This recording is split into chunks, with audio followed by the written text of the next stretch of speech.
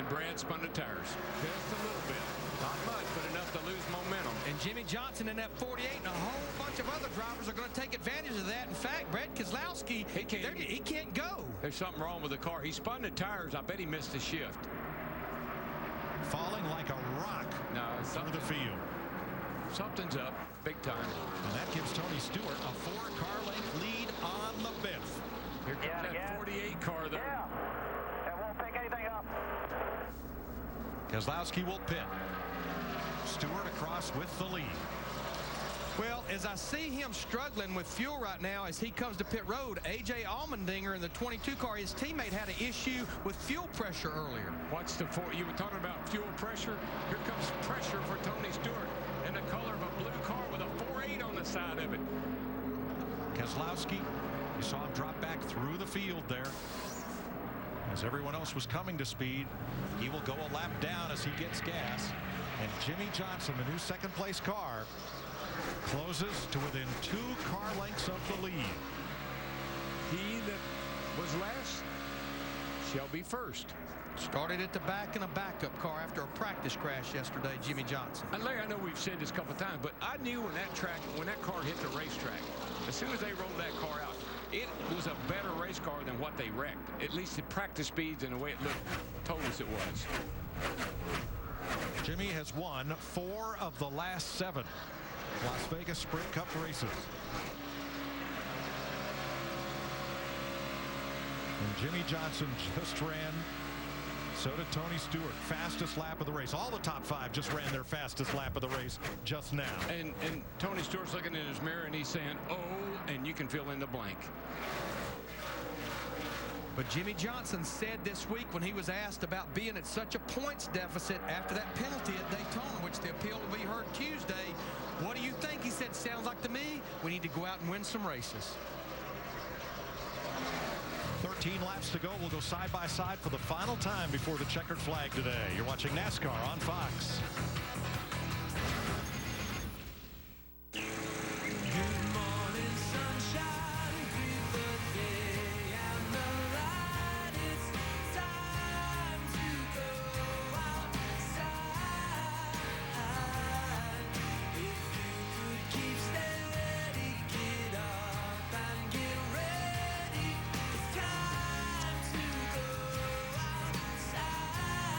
Spring is in the air. Lowe's, never stop improving.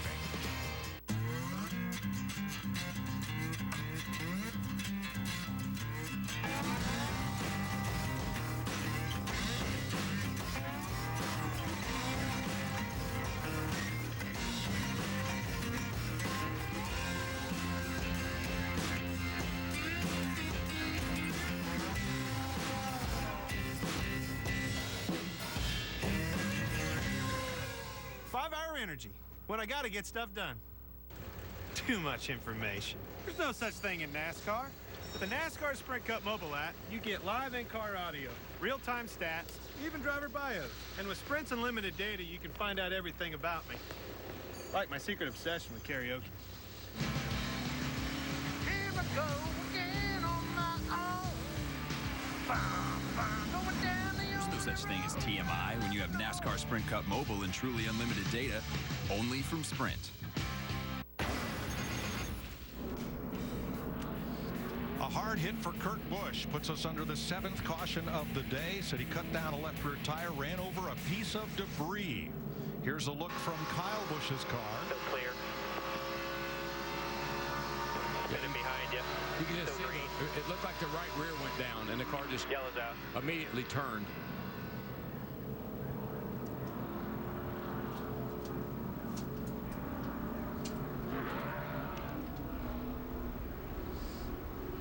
Just caught the end of the one barrier and into the other. Now, that was similar to an area that Jeff Gordon hit a couple of years ago that was not protected by a safer barrier. So that wreck a lot less severe than it might have been a few years ago. Dale Jr. has led 70 laps today. Can he lead the last one? He's 9th. Ryan Newman's run up toward the front, but not at the front. Clint Boyer in 8th, Kane in 7th, McMurray in 6th. I like where Biffle's sitting. He could do exactly what Tony Stewart did on that last restart. He could go by both the 48 and the 14 going into turn 1. Hey, how about Trevor Bayne up for 11th place with Mark Martin in the 6th row? He's had a nice comeback today. Green flag, here we go. 9 laps to go. Holy and cow. Stewart gets way away. Nobody going to do anything with that. But I think at the same time, Jimmie Johnson in the 48 spun his tires just a little bit, just enough to let Tony really get away. Yeah. Nobody's been able to touch Tony Stewart on restarts today. No, sir. That thing took off like it shot out of a cannon. 23 cars on the lead lap to finish it. It'll be 8 to go when they come around. Oh, I'll tell you what. I don't think we'll make it to the end without another caution. No. Trouble, Kyle Busch, turn 4. Around he goes. No caution. Looks like NASCAR's going to see if he's going to get going. He's got the car moving. He's going to go down pit road. We stay green. And nobody checked up in the back straightaway. And now, Spin in turn 4. now the caution waves.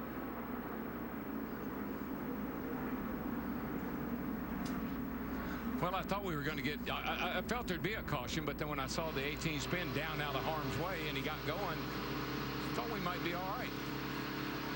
Let's have a look at what happened here to Kyle Busch, right in the middle of your right side of your screen. He's underneath Bobby Labonte, and we're told the left rear tire went flat. Same thing that happened to his brother, Kurt Busch, just a caution before this. Yep, definitely. Okay, re-rack. Set him up. Jimmie Johnson, the 48, get another opportunity. The orange Our cone. friend, the orange cone. Had a tough life. Who Darrell had a visit with in pre-race. That Had guy, a tough day. Going to need new shoes there. Green flag. perfect time. That Jimmie got it pretty close that time. Lot better restart that time than the time before. Edwards, bottom of the racetrack. Underneath Kenseth. On the outside, Biffle. Ford's 3 wide for 3rd spot. Boy, and that's 3 Rouse cars right there, all on top of each And other. here comes And there goes Kenseth. Kenseth in the wall. Clear. Kane high, McMurray low.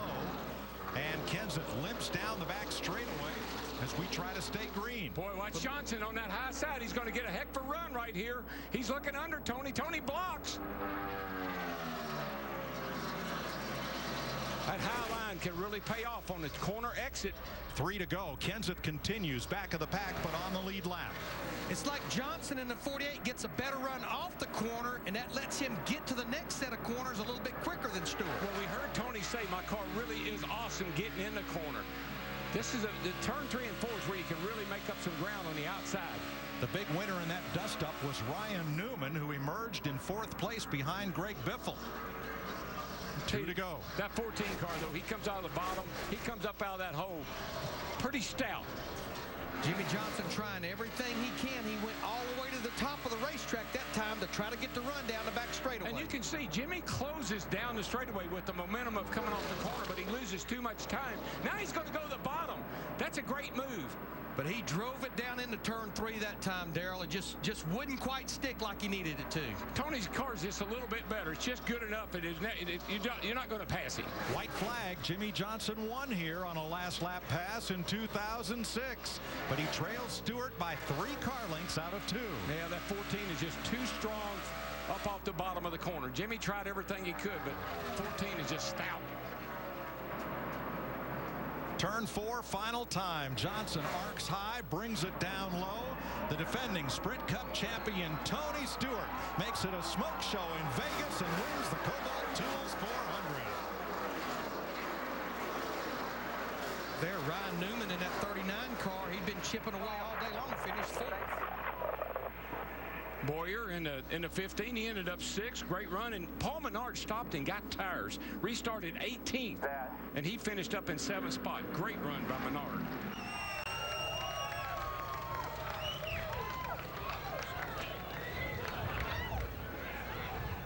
And no place ever owes a driver anything, but Tony, after the domination and disappointment a year ago, and especially with that guy coming on board, what's it mean to finally win at Las Vegas? Oh, man. Especially the way we lost it last year. I mean, we had a dominant car last year, and I don't know that we had the dominant car today, but, you know, we just were so strong on restarts. Just Mobile One, Office Depot, Chevrolet, you know, Sprint, all of our fans, just, you know, Quicken Loans, U.S. Army, just everybody, you know, GoDaddy, everybody that's a part of Stewart Haas Racing, and especially the Hendrick engine department, chassis department. That was the whole key to the restarts today. You always like putting a check mark next to a place.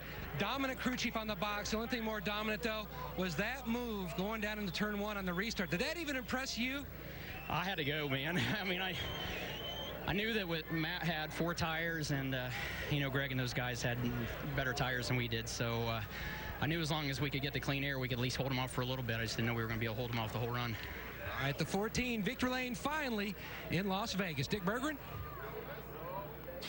Jimmie Johnson, the look on your face said it all. Second ain't no good. No, but with everything we went through this weekend, we'll take it. But, man, I want to win. We're close.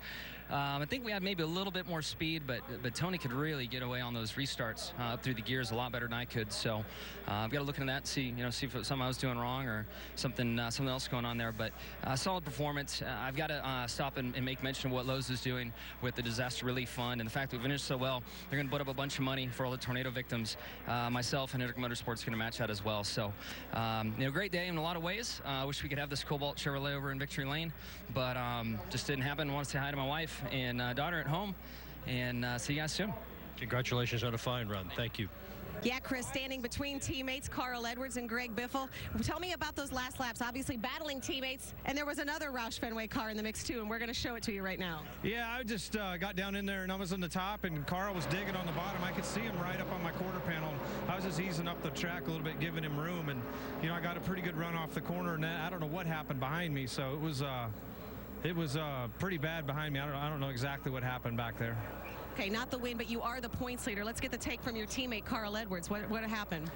Well, Matt spun his tires just a little bit on the restart, and I went down on the apron. He gave me a ton of room, and we got all bunched up over there. But I got to thank Aflac for being on board. Fastenal, Ford, Subway, Kellogg's, UPS, and Best Buy. And we were not that good at the beginning of the race. It was fun to battle all day, fun to race at this place. It's slick, it's fun, and I'm glad we could at least see the winner up there. That was a good time. Strong day for Roush Fenway. Steve? Well, Matt Kenseth, tell us what happened on the backstretch on that last restart. I honestly don't really know. I mean, Carl just laid back and, got by me 3 wide, and then just didn't seem like there's a lot of room getting into one. And I did get clear behind him, and I just stopped in the middle of the corner. I don't really know what happened. I got into him a little bit, and then I don't know if I got there, pulled off my right side, or really honestly what happened. So thought I got a good start. I was right with Tony. I didn't lay back on Tony, and, they always do that then. It's just, you got to be ready for that. So I don't really know what I did up there. Thank you, Matt.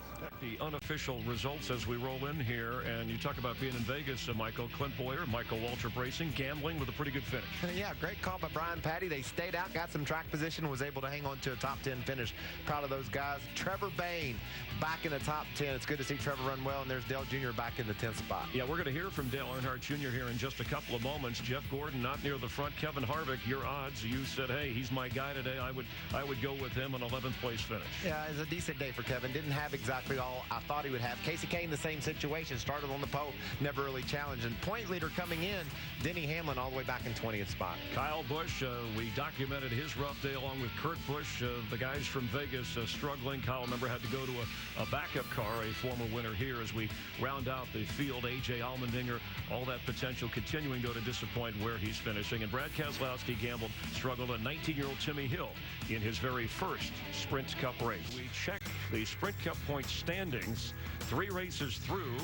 Greg Biffle is your leader now for the first time since 2005 that he is leading the points championship. He actually has had 3 third-place finishes. Maybe we should go over the roulette table and put something down on 3. I like your thinking, but what about Tony Stewart?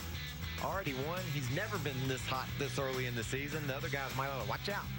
And Dale Earnhardt Jr. 4th in points currently. And let's check in with him. He's with Steve Burns. Well, Dale Earnhardt Jr., you led a lot of laps out front. How would you describe your afternoon? Well, when we were fast leading the race, the car was really tight. And I knew by the end of the race, especially with all them cautions we had at the end, that this was going to be really tight racetrack. And we needed to free the car up. And I didn't give Steve enough information throughout the day to really give him the idea of how tight the car was. And track sort of went past us as far as our handling goes. So we didn't, I didn't keep up with the track enough, and it cost us a handful of spots there at the end of the race. And the car's just really, really tight. We should have worked on it during the day, and I should have gave Steve a little more heads up on what was happening. And but we had a good weekend. National Guard Diet Mountain Dew Chevy was fast all weekend, and we keep doing that every week. We're gonna be right there. So we'll just keep trying. See you at Bristol. Yes, sir. Thank you.